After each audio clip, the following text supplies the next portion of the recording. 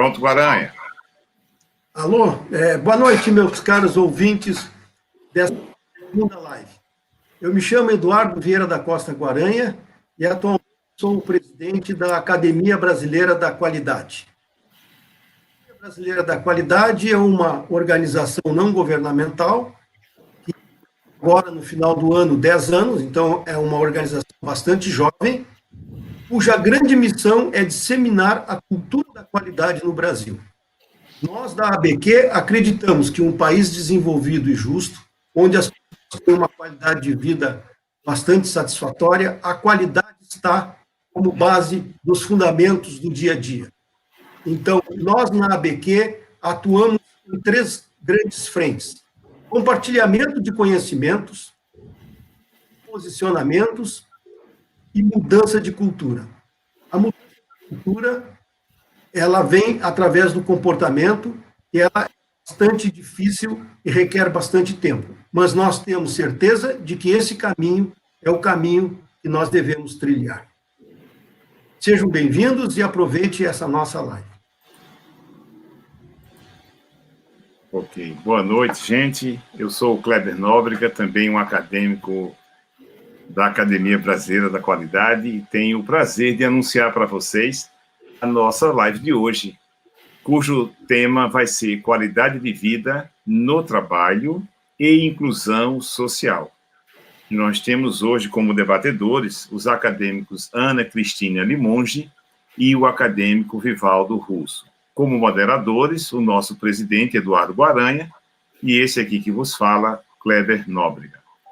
Então, apresentando os nossos debatedores da noite, a Ana Cristina Limonge França é coordenadora da Fundação Instituto de Administração, membro da Academia Brasileira da Qualidade desde 2017 e também da Academia Paulista de Psicologia, professora titular sênior na FEA, ex-pró-reitora adjunta da USP e é pesquisadora e consultora.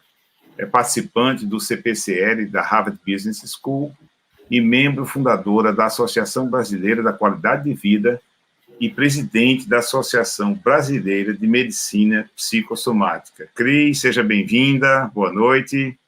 Boa noite, é um prazer estar aqui ao lado de vocês e com os nossos colegas que estão participando.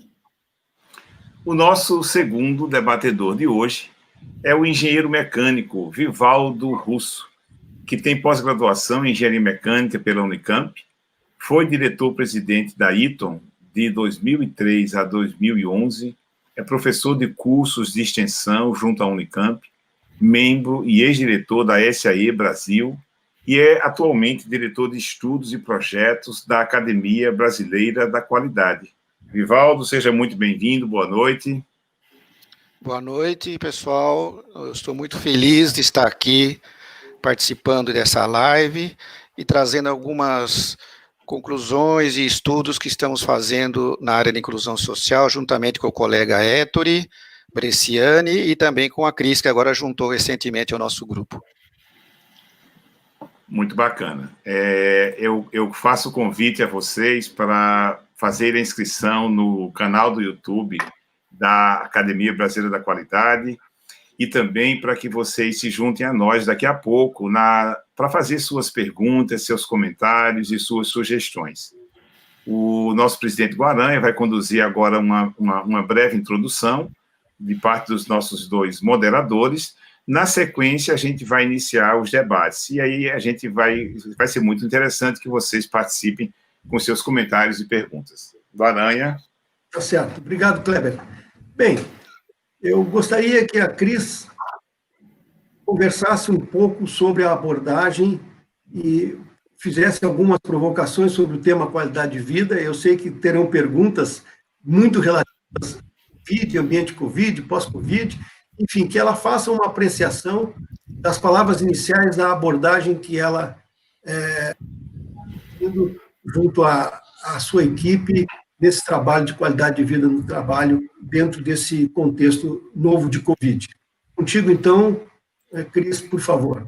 Muito bem-vinda a esse painel. Obrigada, Kleber, Eduardo, meu colega Vivaldo. É um desafio apresentar esse tema, especialmente o de inclusão, porque o Vivaldo e o Héctor são feras. Já tem um artigo dele publicado na nossa página, e é realmente de uma excelência acima da média. Eu vou fazer algumas, são 5 a 7 minutos, eu até liguei o cronômetro aqui para não me empolgar demais. Primeiro, afinal de contas, o que é qualidade de vida, o que é qualidade de vida no trabalho, quais são os estudos e qual a relação com as questões de inclusão, tanto a inclusão social quanto a inclusão psicossocial. Então, a qualidade de vida, ela tem sido definida pela Organização Mundial de Saúde e pela Comissão de Qualidade de Vida como uma condição de bem-estar e não só ausência de doença. E envolve as dimensões biológicas, psicológicas, sociais, e mais recentemente incluíram as questões locais e de cultura, e a gente associa no ambiente de trabalho as questões organizacionais. O que significa você ter a competência, o olhar para a qualidade de vida? Que a gente tem que avaliar a percepção de qualidade de vida, e quando é no trabalho é importante porque envolve a responsabilidade do empregado, do empregador, e todo o conjunto de stakeholders que envolvem essa questão. E para saber como pensar a qualidade de vida, tem uma perguntinha mágica. Como está a sua qualidade de vida agora? De 0 a 10, né? Só de pensar nisso, a gente já dá uma mobilizada. O que a gente faz? A gente faz uma apreciação sobre o nosso bem-estar. Mas falar de qualidade de vida no trabalho envolve outros elementos. A percepção de bem-estar, visando melhorar o bem-estar, e a redução do mal-estar. Essas decisões sobre isso, elas envolvem a percepção, envolvem indicadores de qualidade de vida no trabalho, que eu me inspirei nas ações, nos indicadores dos programas de qualidade, desde os anos 90, quando estava começando no Brasil, a gente sempre foi caminhando junto. O IDS, Índice de Desenvolvimento Social, o IDH, Índice de Desenvolvimento Humano, que o Vivaldo e o Héctor vão trazer esses elementos que têm uma abordagem sociológica mais ampla. Envolve também a construção de ambientes de trabalhos ergonomicamente favoráveis, e agora em tempos de home office prolongado e mandatário, né? Você não tem muita opção, você quer, está todo mundo com banzo de voltar para o trabalho. Embora tenha aquela euforia, ai, que bom, estou em casa, tudo mais, mas tem gente, há vários grupos, né, em termos dessa coisa do home office, de dar mais ou menos qualidade de vida. Um outro elemento muito forte, que é a questão da inclusão, ela envolve, primeiro, quando a gente fala em inclusão social, a ideia de que as pessoas têm oportunidades diferentes. Então, as ações de inclusão social visam melhor qualidade de vida para as pessoas que estão em condições mais precárias, desfavoráveis, limitadas, sobre violência, sobre assédio, sobre todo tipo de restrição. Esse é um programa que é a tendência maior, mas há outras formas de inclusão.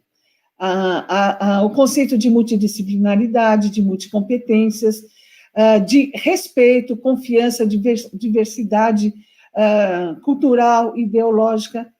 Fácil falar, difícil fazer, porque essa percepção do reconhecer o outro, que é diferente, com os mesmos direitos, envolve o uso do poder, o olhar, a empatia, que são aqueles elementos que a gente chama soft skills. Então, a qualidade de vida, ela tem os dados das soft skills, das hard skills, que são as questões ergonômicas, condições dadas, condições igualitárias de concorrência no mercado e outras questões mais.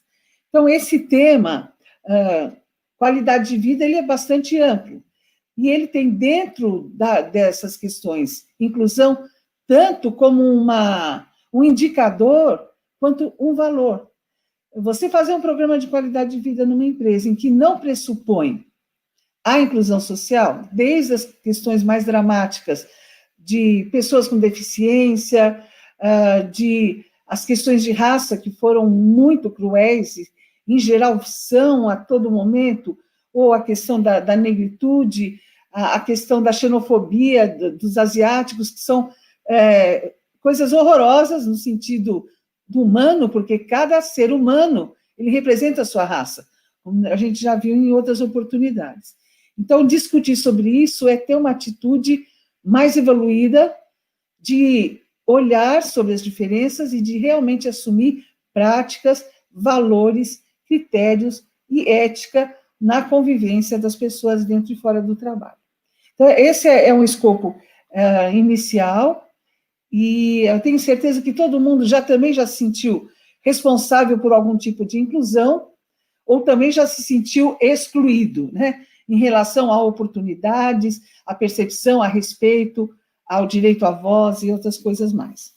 Então, vamos conversar sobre isso e espero que a gente possa ter bons desafios para ver quanto que a gente ainda, embora seja uma questão desde que o mundo é mundo, ela ainda está engateando, tem muita coisa para ser feita. A gente viu agora sobre as distâncias de acesso à tecnologia, a pobreza, e em relação à inclusão, você tem as necessidades básicas, água, luz, moradia, e hoje, conectividade. Internet passou a ser uma necessidade básica. Uma amiga falou, não vou conseguir, estou fora, eu vou ter que virar uma freira carmelita, porque eu não estou conseguindo me comunicar com ninguém, né? Então, a questão da tecnologia, ela é muito forte hoje também nos critérios, nas ações de inclusão social e psicossocial, que se refere ao indivíduo com a sua necessidade aqui e agora. É isso. Eduardo, está na linha? Vivaldo, tem que tirar do mute o microfone. Isso. Ok. Obrigado, Cris. Eu estava pensando aqui que, de repente, tem que rever a escala de Maslow, né, com algumas coisas típicas do século XXI, né, e de repente, até pandêmicas. É uma outra live, como diria. Bem-vindo. Eu acho que essa pode ser uma boa pergunta, tem boas respostas. Pode ser, quem sabe. Já temos uma pergunta, né? Uma pergunta interessante. Já estamos abrindo janelas. E, Vivaldo, tu e o Ettore já publicaram 6 trabalhos que estão presentes no nosso site. Eu acho que nos 4 últimos, né? E, então, os nossos ouvintes, se desejarem, eles podem acessar a íntegra desses trabalhos. Tem um conjunto de entrevistas relativo ao momento atual que os acadêmicos deram para a ABQ, e é muito fácil, é o www.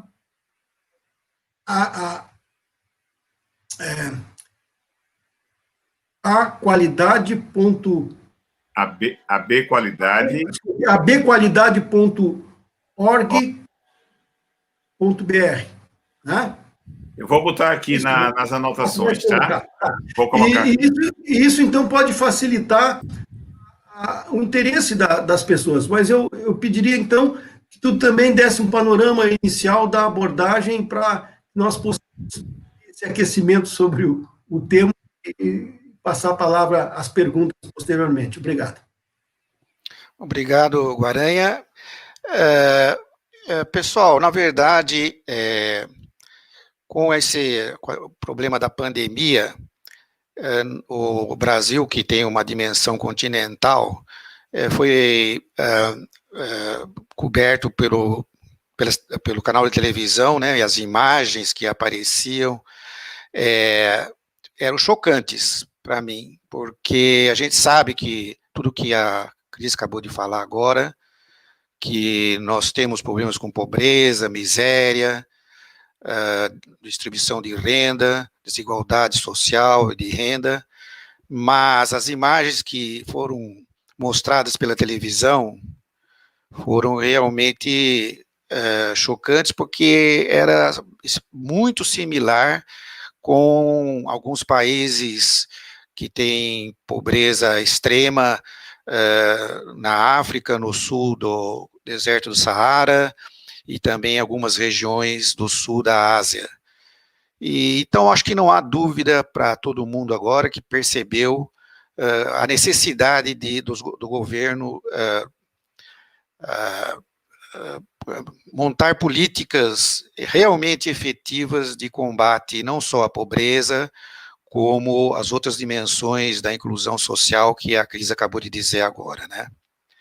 Aliás, aqui, quando a gente fala de políticas públicas de combate à pobreza, vem sempre aquela dúvida, combate à pobreza apenas ou combate à desigualdade de renda, né? Porque algumas pessoas, ou várias pessoas, dizem, bom, mas se eu tenho uma vida digna, por que eu preciso me preocupar com quem tem bilhões de dólares no bolso, né? Como é o caso do Bill Gates, por exemplo. Mas eu tenho quase que certeza que vocês estão pensando assim, né? O que é que o governo pode fazer depois, inclusive, porque atualmente ele já está fazendo, né, a questão do auxílio emergencial, mas depois que terminar o vídeo, o que precisa ser feito? Bom, a resposta quase que é única. O Brasil precisa crescer economicamente, porque não sei se todo mundo sabe, não é? Mas de acordo com o Banco Mundial, o Brasil é classificado já de muito tempo, é classificado como um país de renda média. E só para vocês terem uma ideia do que é um país de renda média, o produto interno bruto do Brasil por habitante é em média em torno de 10 mil a 15 mil dólares. Um país de renda alta, como Estados Unidos, Alemanha, nós estamos falando de um PIB per capita, né, um produto interno bruto per capita em torno de 50 mil dólares, 60 mil dólares. Então, o nosso bolo para dividir é pequeno, ele precisa crescer. Então, essa é o grande desafio que o governo terá pela frente. Porém, nós não estamos apenas preocupados com o pós-pandemia, que destruiu bastante a nossa economia, que já não estava boa, né? E porque existem outras ameaças pela frente. Uma delas é o consumo excessivo, né? E a outra que é muito crítica é a questão da chegada da era 4.0, né? Que vai ocasionar, digamos assim, provavelmente uma multidão de pessoas inúteis, não só no Brasil, como no mundo inteiro. Então, essas ameaças, elas se adicionam, né, àquelas que a gente já vive hoje. Então, com isso, eu faço esse introito e vamos às perguntas.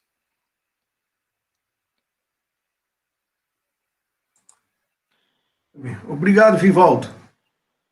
Enquanto o Kleber recebe as perguntas dos nossos ouvintes, eu vou fazer uma pergunta para a Cris. Na verdade, são duas perguntas na sequência e está relacionado ao momento de hoje, ao momento Covid. O Covid-19, depois de mais de 5 meses, desperta muitas dúvidas quanto a possíveis impactos emocionais, além da saúde, com a mudança de comportamento nas pessoas e no ambiente organizacional.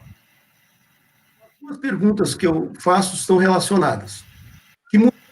Poderão prevalecer como um novo normal, passar a pandemia relativa à qualidade de vida no trabalho e ao ambiente organizacional?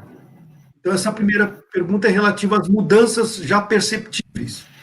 E a segunda pergunta é: que tipo de preparo devem ter as lideranças para fazer frente a esse novo momento? E que novas competências de liderança serão necessárias? Então, nós estamos falando do papel do líder, que vai conduzir ou ajudar a conduzir essa passagem. Bom, Eduardo, é quase um tratado que você vai responder, né? Então, bom, sim, há altos impactos emocionais, porque o ser humano, embora a gente tenha altíssima capacidade de adaptação, a gente não tem a natureza de viver isolado. Tem a questão sinestésica, a interação, a identidade com a cultura, o dia a dia, né? A questão social. Então, sim, tem privações, desde as crianças que não vão à escola, que têm necessidade de correr e interagir, então está sob privação. A expectativa, já se tem hoje dados sobre sinais de depressão, de isolamento e solidão, não no sentido que eu estou sozinho em casa, mas eu estou em casa, mas não tenho privacidade, não posso escolher com quem encontrar, com quem conversar. Há pessoas que vão conversar no carro, que é o lugar onde ninguém entra para manter uma privacidade. Aumentaram as ocorrências no mundo, e dados no Brasil, na América Latina, pertence ao grupo chamado RIPOT, que é o grupo de Psicologia Organizacional e do Trabalho, e que é a maior violência doméstica. Outra coisa, aquele balanço da vida pessoal e trabalho não é mais balanço, é como você tinha também sinalizado antes para mim, essa questão da harmonização. Não, são papéis diferentes. A gente sabe que são responsabilidades e contratos psicológicos diferentes, mas eles estão colados.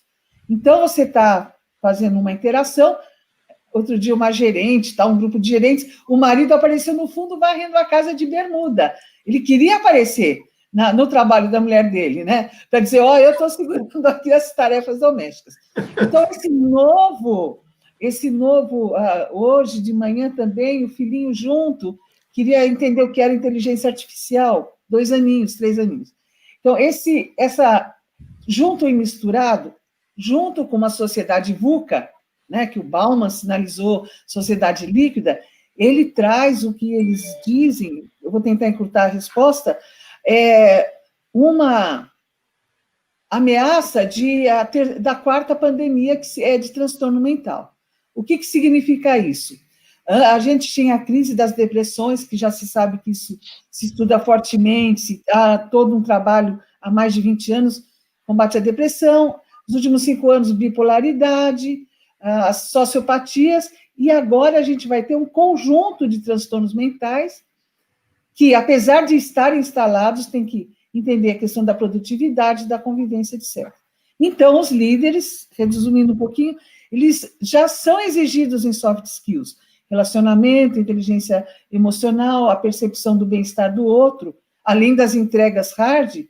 Então, primeiro, perder o medo, porque é um grande tabu falar de loucura, de transtorno mental. Segundo, entender, fazer a escuta, que é a grande história, né? O que está acontecendo? A observação e como interagir. Porque na hora da interação você cria expectativa, né? É aquela história. Você quer ser promovido? Perguntou por quê. Então, essa expectativa também desorganiza algumas coisas se elas não forem bem trabalhadas.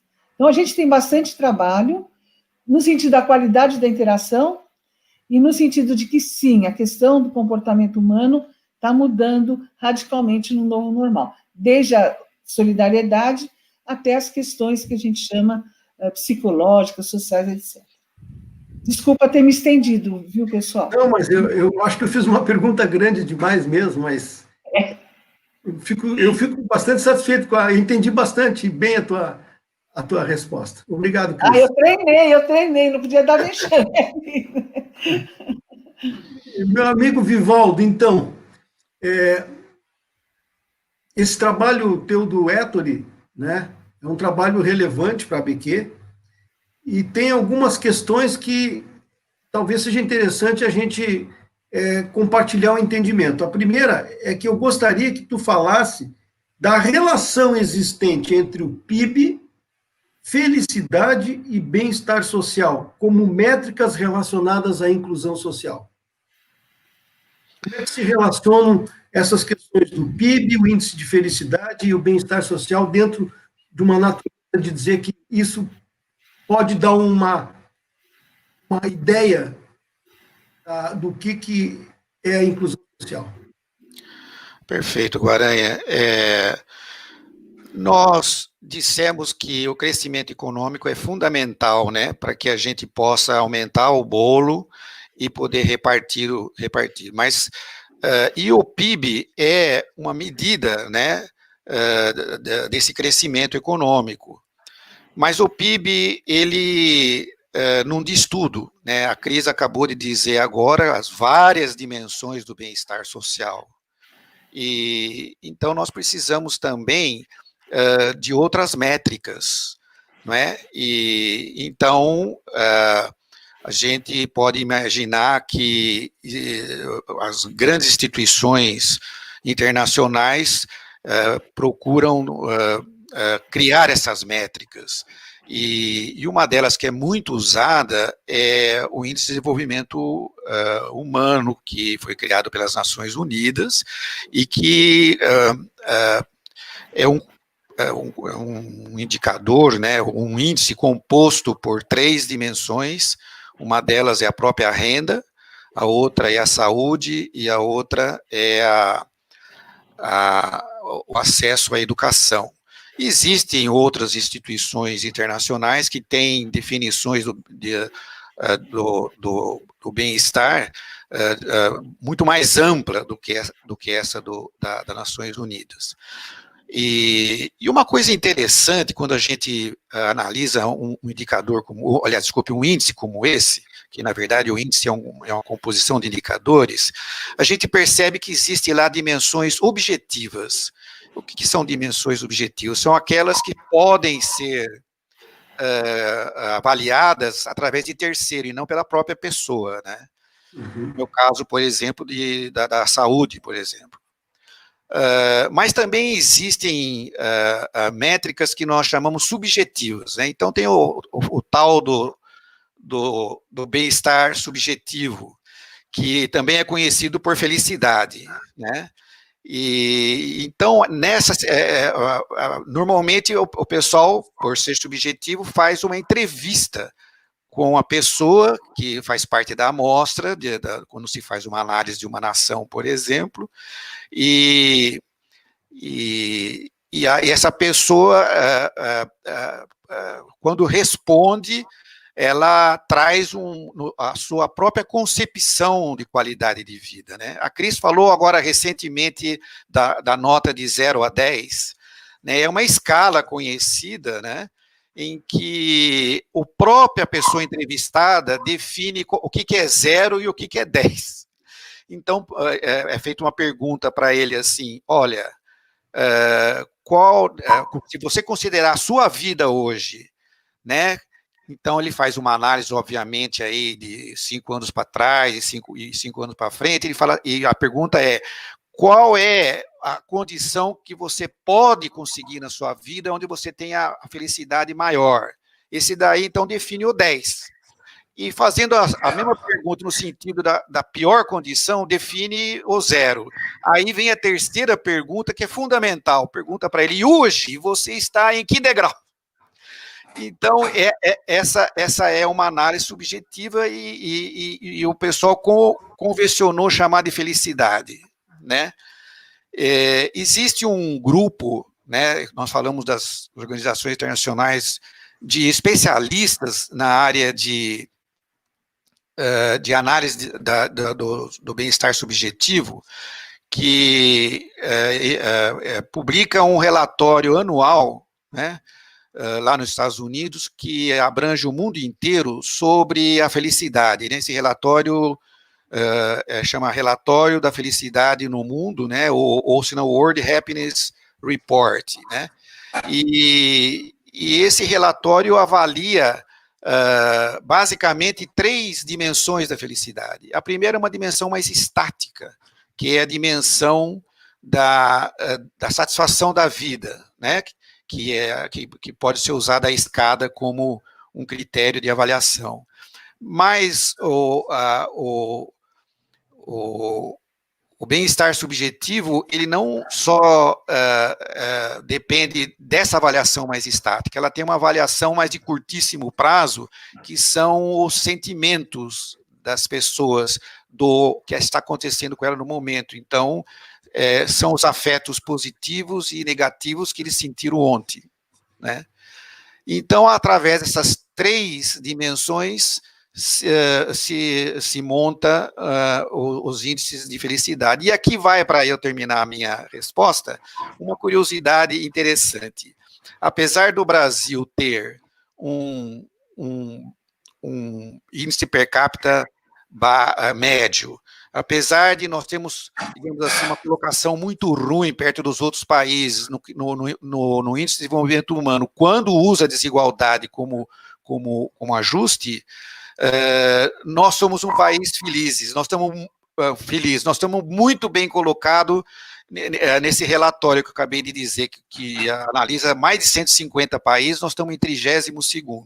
É até paradoxal, né, falar uma coisa dessa. Exatamente, Vivaldo.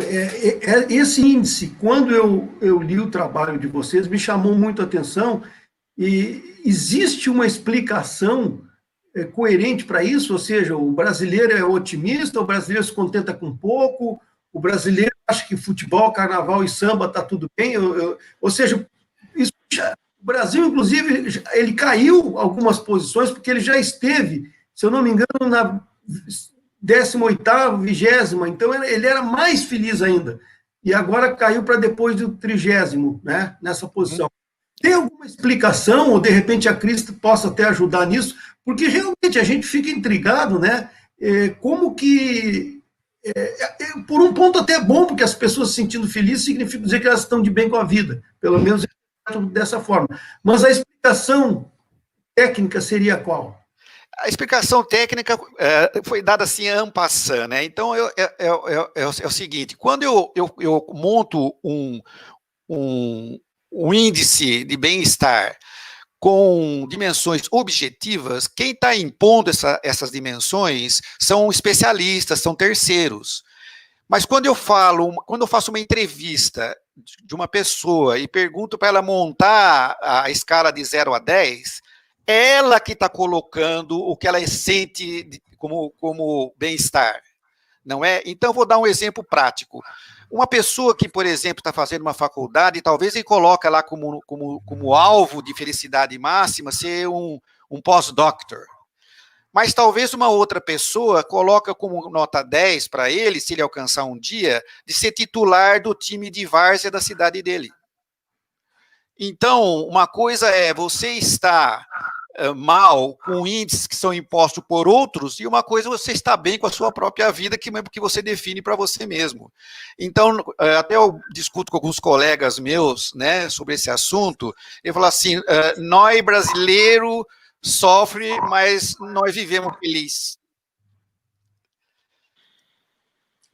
Então, é essa a explicação, é uma explicação de você fazer uma análise própria e você dizer se você está feliz ou não, independente de um indicador ou de um índice que é imposto pelos outros, que para ele não interessa nada, de se ele vai ser um doutor, ou se ele vai ter, digamos assim, uma vida com 76 anos ou com 80, se a saúde dele vai amanhã ser prejudicada ou não. Ele está mais preocupado com algumas outras coisas que não estão no índice imposto por terceiros, entendeu? Tá certo. Então, Vivaldo, só para fechar a ideia, a felicidade, ela é um elemento das condições de qualidade de vida. Morreu feliz, vivia no puxadinho e era feliz. Tá bem. Mas isso não tira dele o direito de ter comida, de ter alimento, de ter luz, de ser respeitado. Então, essa felicidade meio embriagada, ela pode ter uma função comparativa, e tem muitos estudos, o Hofstede mostrou, sim, o brasileiro é otimista. Alguns dizem que é porque tem uma visão, vamos dizer, não tão alta sobre a sua autoestima, mas, graças a Deus, isso está melhorando.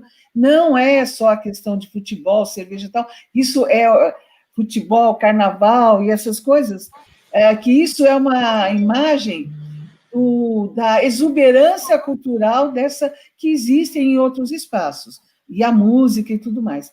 Mas a felicidade em si, a subjetiva, que é aquela que você relata, você tem que entender comparando. Não dá para entender a felicidade sozinha no sentido social e econômico. No sentido psicológico, tem uma coisa muito bonita na condição humana que tem a ver com a necessidade de Maslow, que é o desejo, a vontade. Então, se a pessoa tem desejo, eu desejo ser o capitão do meu time de várzea. Ele tem um desejo, ele se sente vivo. Ele não está entregue à ausência de vontade e à depressão. Isso é muito importante como pessoa. E isso o protege de várias outras situações e cria conexão. Então, aí que eu te digo, o Maslow, ele toda hora desenterra. O Maslow, o Freud, ele tinha suas razões. O que ficou mais ou menos errado É achar que você primeiro precisa fazer atender uma necessidade básica, para depois a segurança, a associação e os outros níveis. O que a gente tem é que entender o conjunto dessas necessidades, que envolve o desejo, aonde e como você vai satisfazer, e uma coisa que a gente vive todo momento, mas fala pouco, que é a frustração, o conflito, e que gera a raiva, a competição, a ocupação de espaço e outras coisas mais, né? Então, sim, a felicidade é uma coisa importante da vida humana e da pessoa humana. E a gente tem que estar atento para isso. E como que a gente consegue? Observando o nosso bem-estar e o entorno, tem que ser comparativo, né? Mais ou menos por aí. Até tem um trabalho interessante de 2 prêmios Nobel, né, que fizeram um trabalho conjunto, que é o Daniel Kahneman e o Angus Deaton, né, e mais ou menos o tema do trabalho deles era o dinheiro traz a felicidade, né, e a gente estava falando de crescimento econômico. E a conclusão que eles chegaram é assim, né, que até um certo valor, eles fizeram esse trabalho em 2010, então naquela época o valor que eles consideraram como o valor de referência foi $75 mil por ano. Então, as pessoas que recebem menos isso, desse valor que recebia naquela época, quando começar a aumentar o crescimento da renda deles, eles tinham uma felicidade maior. Tanto, então, sob o ponto de vista da satisfação da vida, como sob o ponto de vista das emoções do dia a dia, né? Mas depois que chega nesse valor, as emoções do dia a dia acabam sendo influenciadas por outros fatores, né? E, consequentemente, entra aí a questão da circunstância, do comportamento das pessoas com relação à própria sociedade. Então, eu achei interessante esse trabalho, porque a conclusão final que eles chegaram é que o dinheiro, ele não é que ele traga felicidade, mas ele faz com que as pessoas imaginem que possa ter uma vida melhor se aumentar a sua renda, mas que isso tem um limite, e esse limite eles calcularam que for esse valor aí.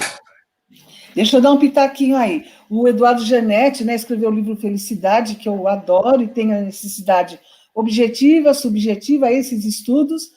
Há também um estudo, que eu não recordo o autor agora, mas é um estudo de 2 economistas, que a idade média de maior felicidade relatada, 55 anos. Sobre a questão do dinheiro, isso vale para a sociedade capitalista.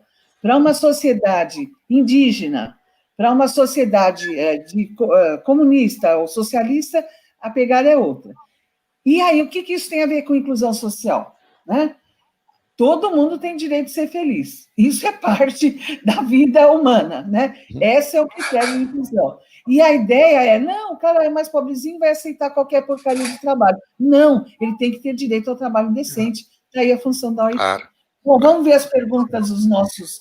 Eu estou tentando entrar pelo Facebook, mas não estou conseguindo para ver o movimento. Mas não se preocupe, não. Acho que a gente vai moderando aqui. Já estão chegando algumas perguntas, Guaranha. Eu posso trazer uma pergunta à audiência? Tá. Claro. Eu quero só fazer uma observação. Eu aproveitei a provocação que a Cris colocou logo no início da fala dela e botei aí uma pergunta, tá? De 0 a 10, como está a sua qualidade de vida? Então, eu peço que você que está assistindo, algumas pessoas responderam lá, peço que vocês coloquem mais, e eu vou fazendo uma tabulação aqui, para ver se a gente consegue levantar uma estatística, tá? Vamos botar a pergunta para eles levarem uma ferramenta bacana. Como ele percebe, tem a segunda pergunta. Quanto que você está se esforçando para melhorar a sua qualidade de vida? 0 a 10. É a escala de satisfação versus esforço. Mas porque então, você quer que... reativa, tem que ser proativa. Oi. Tá, tudo bem, mas você quer que responda qual pergunta? A primeira? Primeiro a primeira. Mas vamos fazer assim, uma de cada vez? A gente faz essa quando eu tabular e aí a gente coloca outra, pode ser? E ele compara, isso, daí ele Tá, legal. compara. Tá, então uma questão aqui, na verdade não é bem uma questão, é um comentário do Reinaldo Ferraz, mas eu vou trazer aqui para vocês, então, comentarem. O que me parece é que esse novo normal tem uma face muito feia, e isso deve lançar novos padrões de qualidade de vida e, sobretudo, novos desafios para a inclusão social. Precisa ver o que ele está chamando de face feia, porque eu acho que ele é uma face realista, sabe? Na hora que ele mostra a pobreza, as imagens, o professor indo para a cozinha, em vez de ensinar matemática, eles estavam fazendo comida para os alunos. O desespero de saber que aquela alimentação escolar garantia a alimentação dos seus alunos. Então, eu acho que é um choque de realidade que tem que fazer a gente ser melhor, como humano. Então, eu não acho que vai ser... Eu acho que esse é um ganho que a gente vai ter, tirando a tristeza da diferença de atendimento médico e outras, acesso à proteção da Covid, que é dramática. Eu acho que ele mexeu na consciência de cada pessoa de que não é suficiente você estar bem. Quem está junto com você, ao seu lado, ou mais distante, tem que estar bem também, né? Então, não é aquela história de só a minha panela, não. Tem mais coisa por aí. Você e o mundo, né? Mas é uma ótima reflexão essa da face muito feia. Divaldo, quer comentar? Não, eu acredito que ainda nós não sabemos exatamente o que vai ser o novo normal, né? Evidentemente, algumas coisas já aparecem para a gente, que é uma dimensão da desigualdade social que não era tão importante há um certo tempo atrás, que é o alcance à internet. Porque hoje, devido ao confinamento, a internet se tornou vital, né? E eu acredito que mesmo após a pandemia, quando vier a vacina, a internet vai continuar sendo muito importante, e nós temos regiões nesse imenso Brasil que vai precisar trabalhar muito para que possa chegar lá a internet de uma maneira que todo mundo... Porque não é só a internet estar lá presente, mas saber lidar com ela.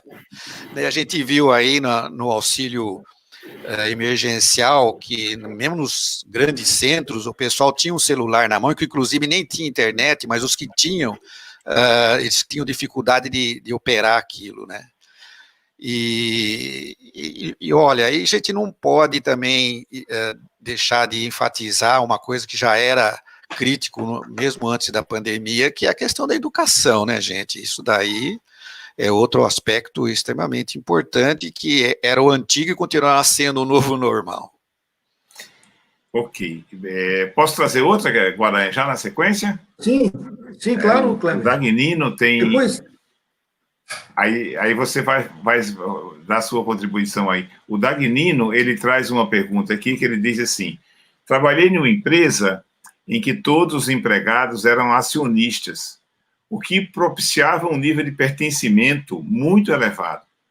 Por que esse modelo empresarial não é mais disseminado? Bem, quer falar, Vivaldo? Olha, o que o Dagnino está colocando aí, me parece que ele está querendo, ele está, digamos, revivendo aí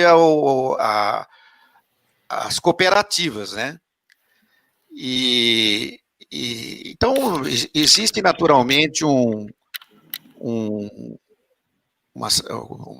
grupo de economistas que considera a cooperativa como uma opção muito interessante aí para a estrutura empresarial. Mas a cooperativa também tem os seus grandes desafios, porque você imagine, quando você tem uma empresa, você tem que tomar decisões, muitas vezes amargas, né? E que nem sempre é possível quando você tem lá todo mundo sendo chefe. Outro detalhe também é a questão da concorrência, né? Então, as cooperativas sempre mostraram muita dificuldade de... Isso é um resultado prático, né? Eu não tenho aqui uma explicação teórica para isso, mas as cooperativas sempre enfrentaram uma dificuldade muito grande de concorrer no mercado. Mas é uma opção perfeitamente. E outro detalhe que eu acho muito importante e que os Estados Unidos utilizou muito, né, é a questão das sociedades anônimas. Aí você fala, bom, mas aqui no Brasil tem também, né? Mas acontece que aqui as sociedades anônimas, quem é dono de uma determinada empresa, no momento que ele abre o capital, ele não coloca ações ordinárias, eles colocam ações ações principais. A ação ordinária, o sujeito tem direito a voto para compor a diretoria.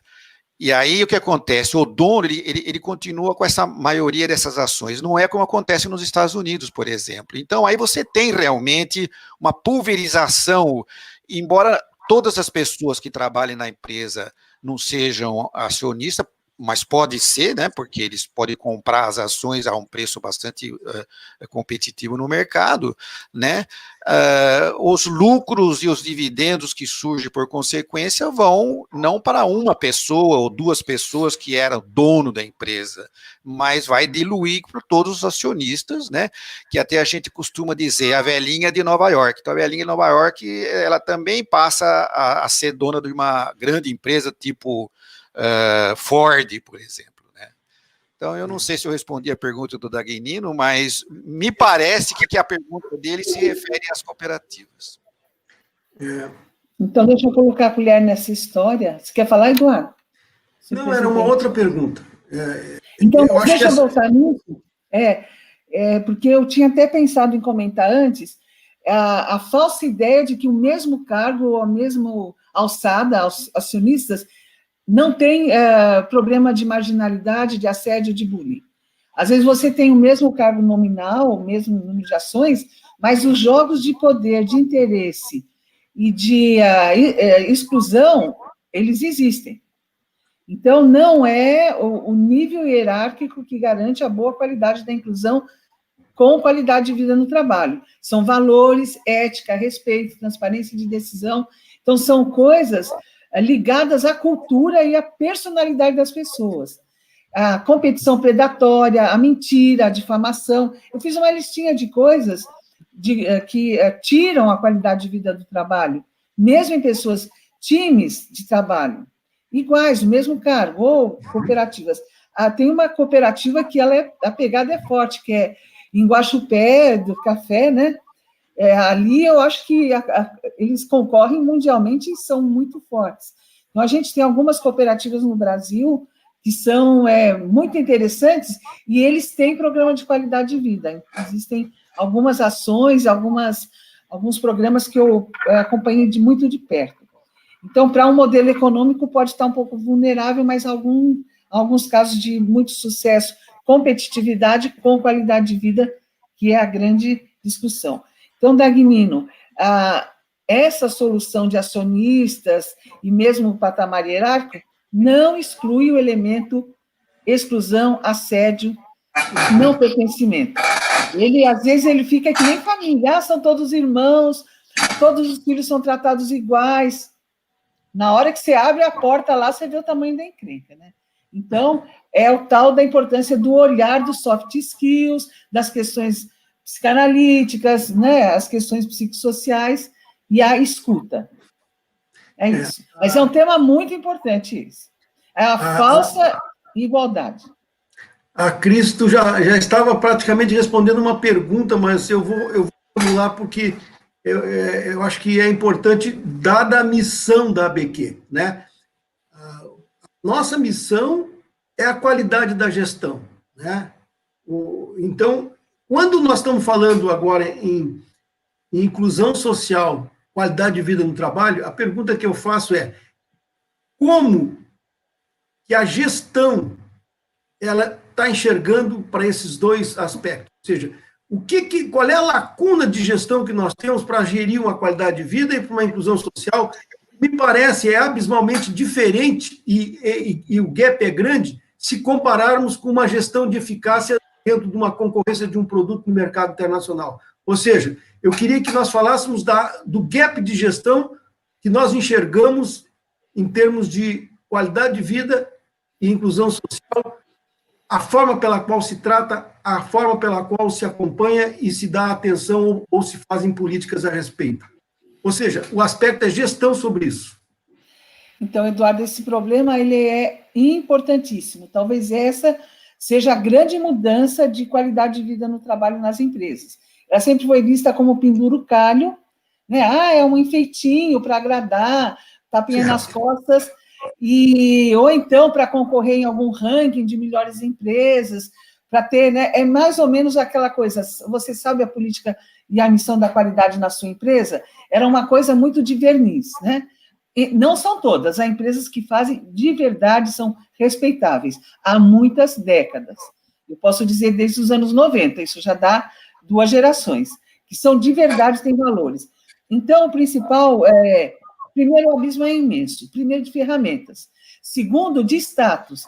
Qualidade de vida, ele muitas vezes esteve associado à obrigação trabalhista, a benefícios, à atratividade do mercado, retenção de talentos, mas como valor, todo mundo, independente de ser bem produtivo ou não, ele tem direito a acesso à informação, a treinamento, porque é uma bola de neve. E uma curiosidade em relação aos programas de diversidade, eu tenho orientado o trabalho de nossa direção, eu tenho um aluno que é me orientando, mestrando, as políticas de inclusão social, de diversidade, o que acabou acontecendo agora? Vamos cortar? Cortaram, independente de cota de diversidade. Foram detonados programas de diversidade e de inclusão social, pelo álibi da Covid. Então, a empresa teve, na oportunidade que ela teve, vou validar o meu programa, que eu vou garantir as cotas, a qualificação, o acesso, foi queimado. Então, isso está sendo uma puxada assim, de ação, de consciência. Onde que a gente está nessa história? Então, a gente está vendo que está saindo pelo ladrão, né? Todo o esforço que vem acontecendo nos últimos 20 anos de inclusão, de diversidade, de política correta nas empresas, com o álibi da Covid. Então, aproveita e vai no rodo quem eu não quero, quem eu não gosto, quem eu não compreendo. Então, a gente tem, sim, um abismo, e aí precisa as lideranças, já vou terminar, Kleber, estarem preparadas, ter freio, porque eles têm que ter com quem conversar, porque às vezes não é má vontade das chefias.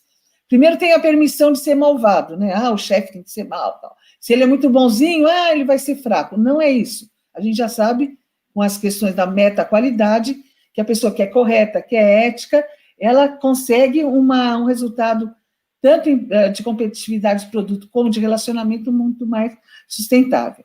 Então, resumindo a resposta, é um grande abismo, tem muito para fazer, mas agora as questões de qualidade de vida passaram a ser estratégicas. Por quê? Senão a pessoa vai pirar. E lidar com transtorno mental é mais difícil do que lidar com dificuldade de inclusão. É muito mais difícil, porque o louco é louco, mas não é burro, dá muito mais trabalho. Quando a gente pira, a gente rompe norma, faz a cabeça, quem segura, né? Então, precisa de uma qualificação mais cuidadosa. Então, nós temos aqui cerca de 9 perguntas e nós estamos já a 6 minutos do horário previsto para terminar, né?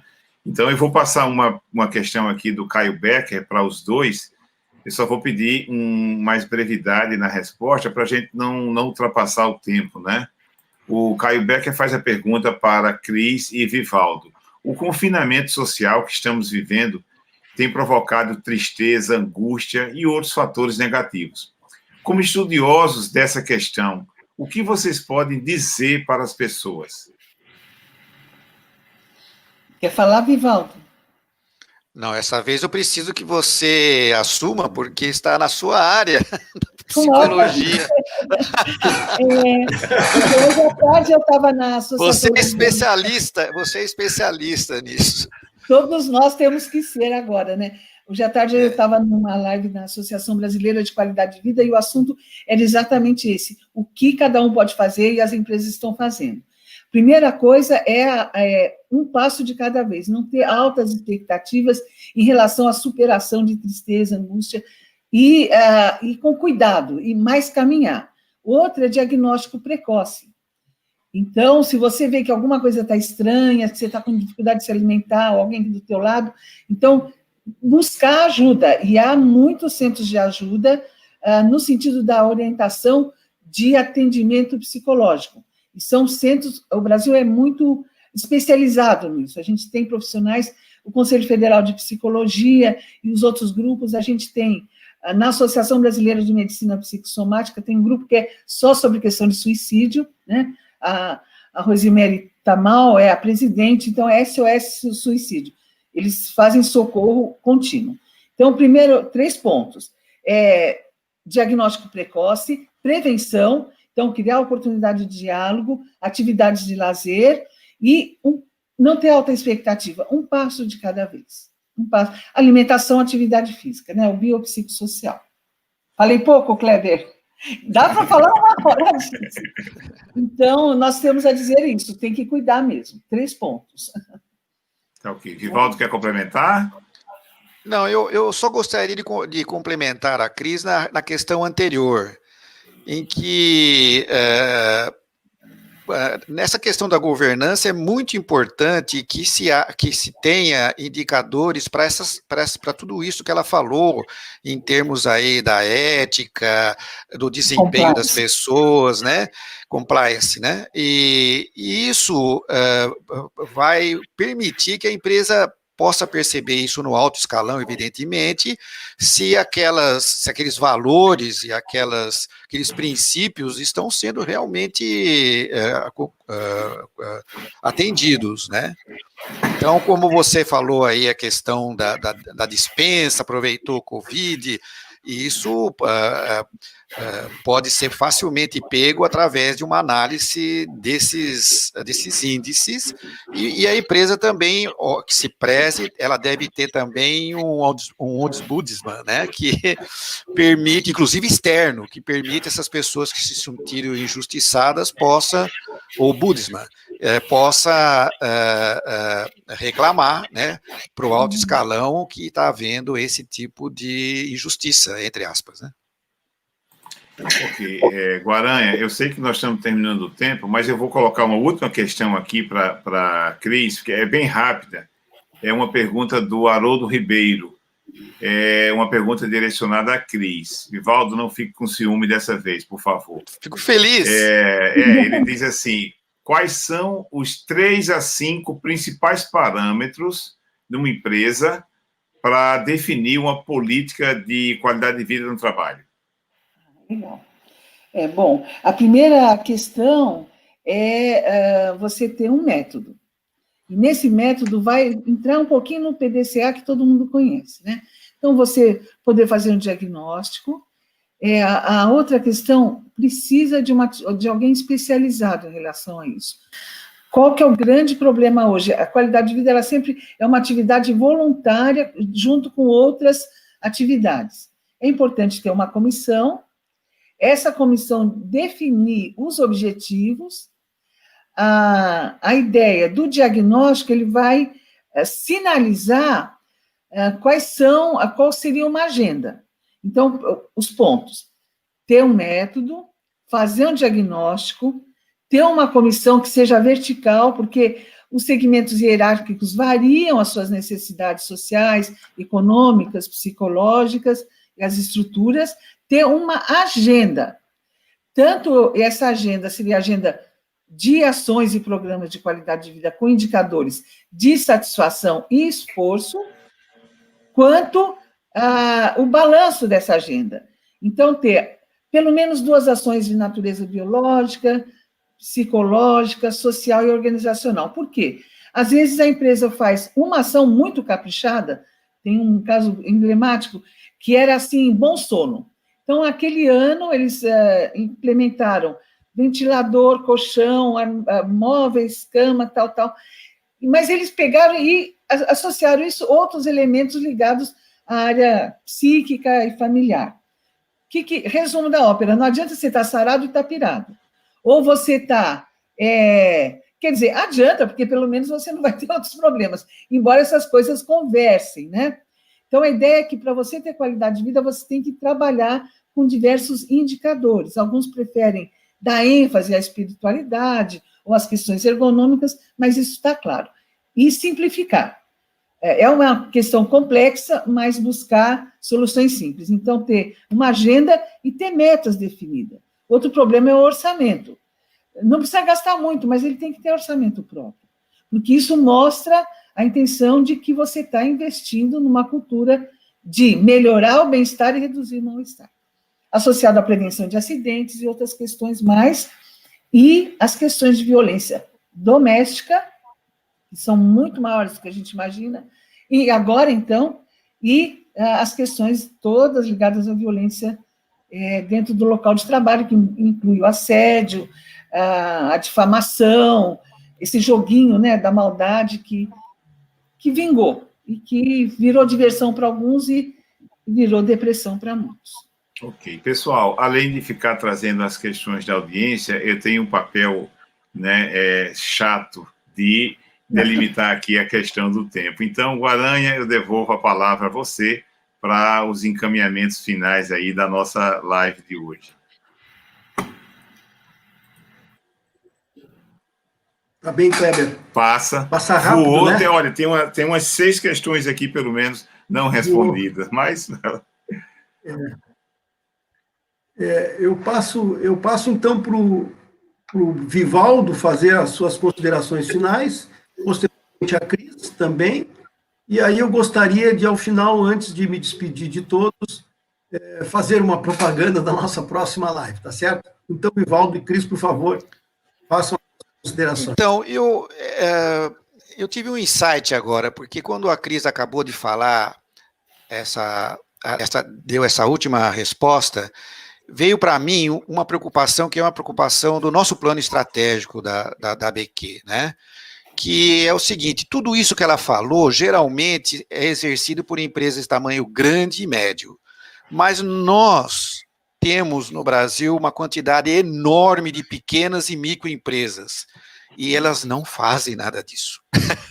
Entende? Então, uma preocupação muito grande nossa é como é que nós vamos levar, depois da pandemia, essas pequenas e microempresas vão precisar de financiamento. Mas como é que nós vamos levar alguns conceitos desse que a Cris acabou de falar e outros sobre qualidade, e que serão cada vez mais essenciais, né, para a sobrevivência deles, além da parte financeira, se eles realmente estão preocupados e como é que eles vão financiar o negócio dele após a pandemia. Isso é uma preocupação enorme e que eu gostaria de deixar aqui com uma mensagem que todo o pessoal de universidade, de grandes empresas, de organizações sem fins lucrativos, que possa contribuir no sentido de auxiliar as pequenas e microempresas, seria bastante interessante.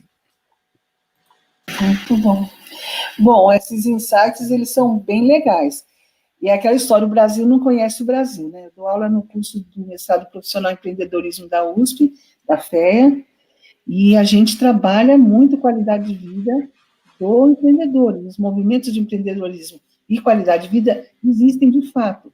E eles são mais simples, e tem o princípio do valor intrínseco do empreendedor. Só que a gente tem um problema maior: as startups, que estão ligadas a grandes empresas, né? Então, às vezes, o empreendedor precário, é o pseudo-empreendedor, é o trabalhador que é um trabalhador sem direitos, né? Que é o grande problema. Ele pode até superar isso e virar um empresário.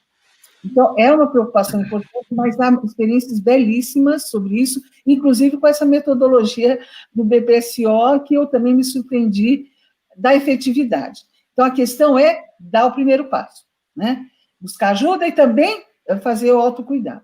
Eu queria agradecer a oportunidade, é um campo imenso. Eu acho que o tema inclusão, que o Héctor e o Vivaldo produziram de uma forma primorosa. Quando eles me convidaram, eu falei: gente, não tem nada para dar palpite, vocês fizeram uma coisa nota 1000. Então, é muito orgulho estar aqui com vocês, e vamos continuar essa conversa. Agradeço ao Kleber, toda a produção audiovisual, que é um craque, né? A gente tem essa sorte. E o nosso presidente, que ele é super decidido, animado, e foca e tal, ele é um verdadeiro CEO estratégico, né? Não deixa a pessoa cair, né? Então, é uma oportunidade muito boa poder estar aqui, e tenho certeza que as próximas lá, a primeira foi um show, né? A Doroteia e o D'Artagnan realmente é um maior orgulho. Então, eu estou muito feliz de ser uma acadêmica da ABQ. Teremos várias outras. Bem, já que a Cris falou nas lives, nós teremos no dia 2 de setembro a nossa terceira live, que vai tratar da qualidade no ensino superior no Brasil e no mundo. 2 debatedores, colegas nossos, especialistas na área, o Messias Borges da Silva, que atua nisso na universidade, inclusive trabalhou na revisão curricular dos cursos de engenharia, e ele submeteu no passado ao MEC. O Cláudio Moura de Castro, também bastante conhecido da sociedade em função da sua coluna tradicional na revista Veja. E nós vamos debater isso porque a educação, quer seja a educação superior, a educação fundamental ou até a primária, é a base de um país desenvolvido. E, incrivelmente, parece que sempre se fala no vazio, né? Passa governo, vem governo, e nos últimos 30 anos, de fato, parece que a educação ela não é prioritária para quem toma as decisões relativas a ela. Então, convido todos vocês, agradeço a participação dos nossos queridos colegas da ABQ, sob a coordenação técnica do Kleber Nóbrega, a Cris, ao Vivaldo e a todos que estiveram conosco e que fizeram perguntas ou que aproveitaram ou que tiveram insights com esse momento tão especial, a meu juízo. Muito obrigado e boa noite.